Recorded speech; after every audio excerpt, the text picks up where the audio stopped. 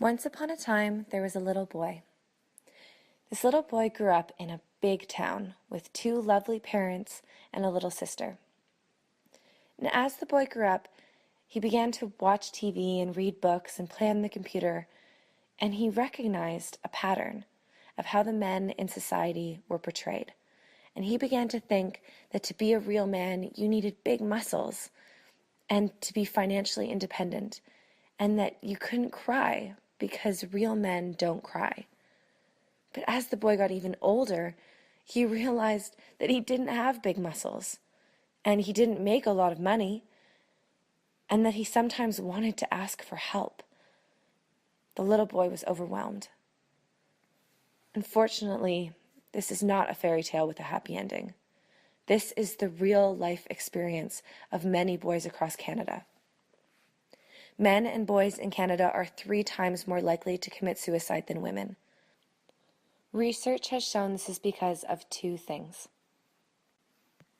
Firstly, the pressure to keep emotions in and, quote, take it like a man.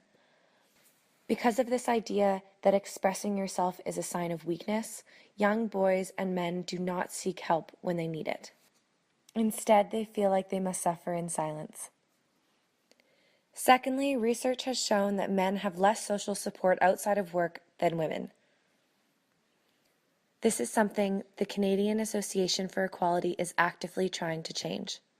In 2014, they established the first ever Canadian Centre for Men and Families in Toronto. The centre provides mentorship for at-risk boys, fathers' peer support groups, and the first legal resource centre for men.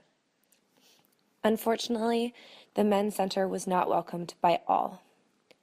Feminist groups from across the country declared that the allocation of funds towards the men's centre was not financially responsible. They disregarded the need for a men's centre, claiming that the men's centre is everywhere else. These comments were followed by images like these posted on social media sites.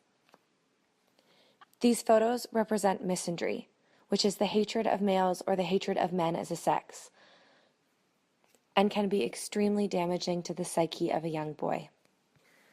They imply that men are not as intelligent as women, and that the rights and issues of men are not worth discussing.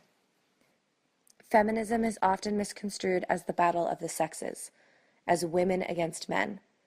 But what it really calls for is equality. And that means men helping women and women helping men. Because no matter what gender we are all people.